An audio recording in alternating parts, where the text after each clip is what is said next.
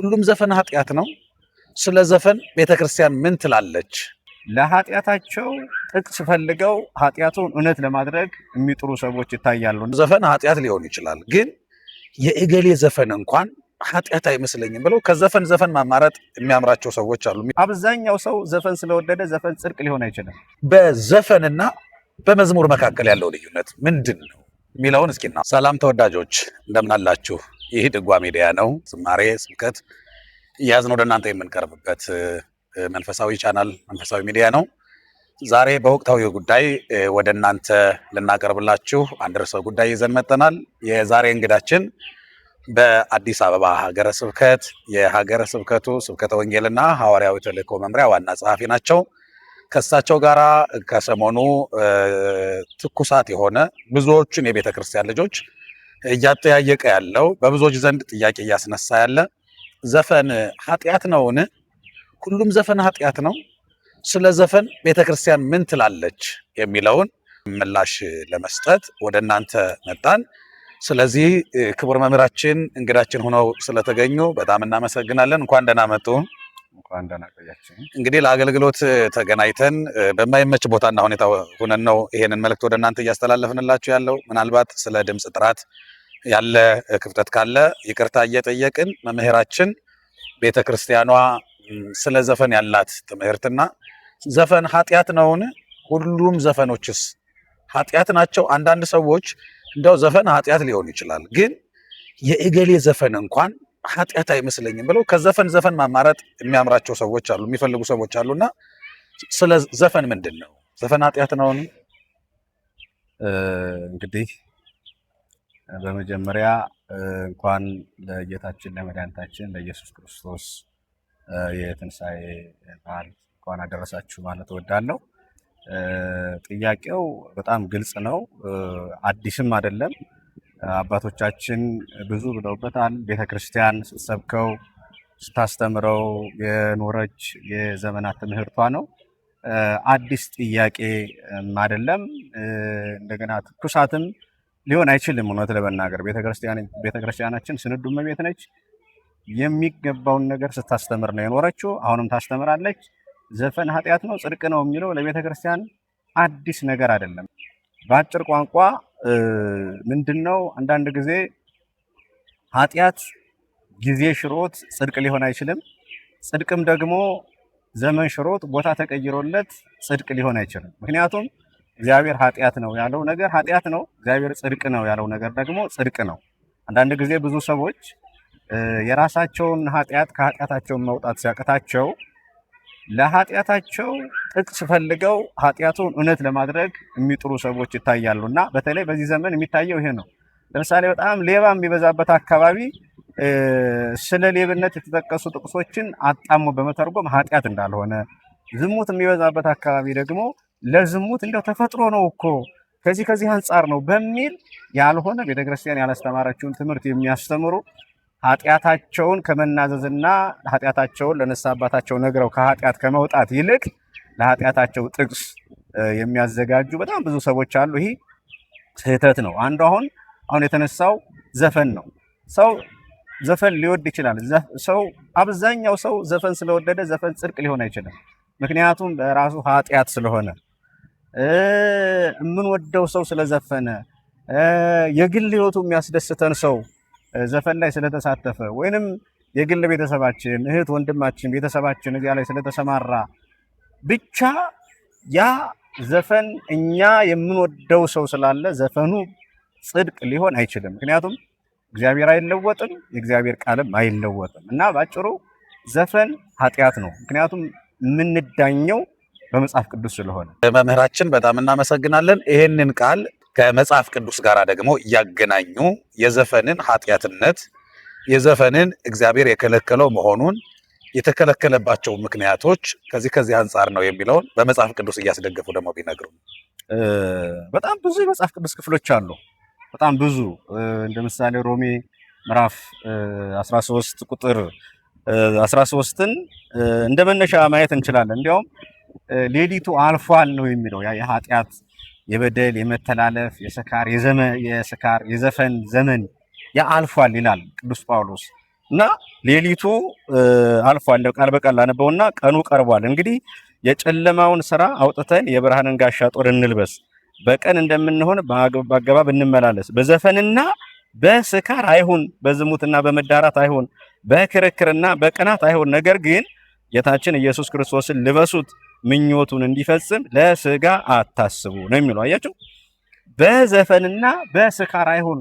ስካርም ኃጢአት ነው፣ ዘፈንም ኃጢአት ነው።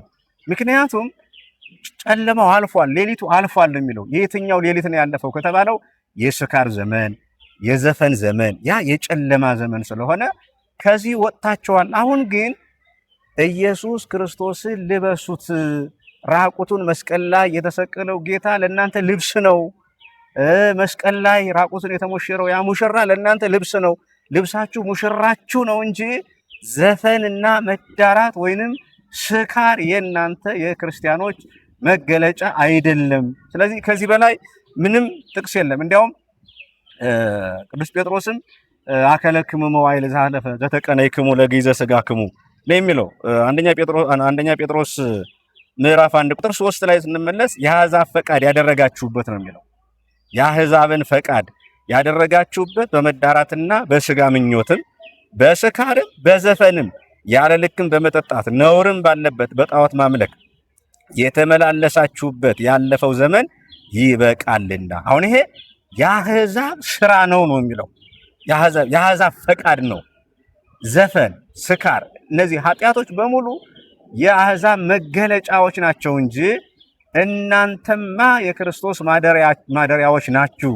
ምስጋና ነው ከእናንተ ሊወጣ የሚገባው እንጂ ዘፈን ከእናንተ ካንደበታችሁ ከአእምሯችሁ ሊወጣ አይገባም። ያለፈው እንዲያውም የዘፈን ዘመን ይበቃቸዋል ብሎ ነው ቅዱስ ጴጥሮስ የሚደመድመው። እና ብዙ ስለ ዘፈን ብዙ የተጠቀሱ ጥቅሶች አሉ። በዚህ በገላትያ ምዕራፍ 5 ቁጥር 21 ላይም እኮ የስጋ ፍሬዎች ተብለው ከተጠቀሱት አንዱ ዘፋኝነት ነው። ስለዚህ ከዚህ በላይ ምንም ማስረጃ ሊኖር አይችልም። መጽሐፍ ቅዱስ በራሱ ሁልጭ አድርጎ ነው ያስቀመጠው። ስለዚህ ዘፈን በመጽሐፍ ቅዱስ የተከለከለና ኃጢአት የሆነ ነገር ነው። በጣም እናመሰግናለን መምህራችን። ክቡራን የደጓ ሚዲያ ቤተሰቦች ላይክ እያደረጋችሁ ሼር እያደረጋችሁ ለሌሎቹም እንዲደርስ እንቀጥላለን። እንግዲህ ስለ ዘፈን ስናነሳ የትኛውም ዘፈን በየትኛውም ጥሩ ቃላት ተቀምሞ ቢቀርብ ከመዝሙር ቁጥር ሆኖ ጽድቅ አይሆንም። ዘፈን በየትኛውም በጎ ሰውና መልካም ሰው ቢዘፈን፣ በየትኛውም መንፈሳዊ ቃላት ቢቀመም፣ በየትኛውም በጎ ሕሊና ባለው ሰው ቢዘፈን ዘፈን ዘፈን ነው እንጂ ዘፈን መዝሙር ሊሆን አይችልም። ዘፈን የጽድቅ ስራ ሆኖ ሊቆጠር አይችልም። መምህራችን እያስተላለፉልን ያለው መልእክት ይሄ ነው። እንግዲህ እንኳን ዘፈንን አባቶቻችን መዝሙር እንኳን ከላህዩ ከያሬዳዊ የዜማ ስልቱ እየወጣ ሲመጣ ወረቡ ከልክ እያለፈ ስጋን ወደ ማስደሰት፣ ወደ ስጋ ቅኝት፣ ወደ ስጋ ፍላጎት እያደገና ነገሩ መንፈሳዊ ቅኝቱን ለቆ ወደ ጭፈራ መቀየር ሲጀምር ወረቡን እንኳን ቃለ እግዚአብሔር እንኳን በቃለ እግዚአብሔር በኩል እንኳን ስጋን የሚያስደስት ነገር እንዳይተላለፍ የስጋ ማስደሰቻ ስላልሆነ ስጋችንን ለነፍሳችን አስገዝተን ነፍሳችን በእግዚአብሔር ቃል የምታርፍበት ስለሆነ መዝሙር እንኳን እየደመቀ ሲሄድ በጸናጽል አስቁመው ከዚህ ላይ ይበቃል እያሉ ነው አባቶቻችን የሚከለክሉና ዓላማው ምንድን ነው ከተባለ መዝሙር በእግዚአብሔር በቅዱስ መንፈስ ገላጭነት ለእግዚአብሔር የሚቀርብ መስዋዕት ነው። ስጋችንን ለነፍሳችን ነፍሳችንን ለአምላካችን የምናስገዛበት ነው። ዘፈን ደግሞ በስጋዊ ነገር ላይ የተመሰረተ በሰዎች ዳሌ በሰዎች ተክለ ቁመና የተመሰረተ በእነሱ ላይ ግጥሙ ያተኮረ ሆኖ ለስጋችን መደሰቻ የሚቀርብ ነው። መምህራችን ምናልባት ወደ ማጠቃለያችንም እንድንሄድ በዘፈንና በመዝሙር መካከል ያለው ልዩነት ምንድን ነው የሚለውን እስኪ እናወራ። ደግሞ አሁን ዘፈንና መዝሙር የምንለይበት ምንድን ነው ከተባለ ዘፈን የስጋ ስሜት ነው። መዝሙር ግን ከእግዚአብሔር ጋር ከስላሴ ጋር ህብረት ኑሮን በስላሴ አንድነትና ሶስትነት በክርስቶስ አምላክነት ላይ በመስቀል ላይ በከፈለው ዋጋ ላይ ህሊናችንን የምናሳርፍበት ረፍት ነው መዝሙር። ዘፈን ስሜትን ነው የሚያነሳሳው። መዝሙር ግን ከመላእክት ጋር ህብረት ኑሮን ከመላእክት ጋር የምንዘምርበት እግዚአብሔርን የምናስብበት ህሊናችን በሰቂል ህሊና ሆነ ከእግዚአብሔር ጋር ህብረት የምናደርግበት ነው። መንፈሳዊ ይዘቱ ነው የሚለያየው። የምንለየው በዓላማው ልባችን ላይ ማንነታችን ላይ በሚገለጠው ነገር ነው። ለምሳሌ እንዳልኩት ዘፈን የስጋ ስሜትን ነው የሚያነሳሳው፣ የስጋ ስሜትን። መዝሙር ከሆነ ደግሞ መንፈሳዊ መመሰጥን ነው በህሊናችን በማንነታችን ላይ የሚገልጠው።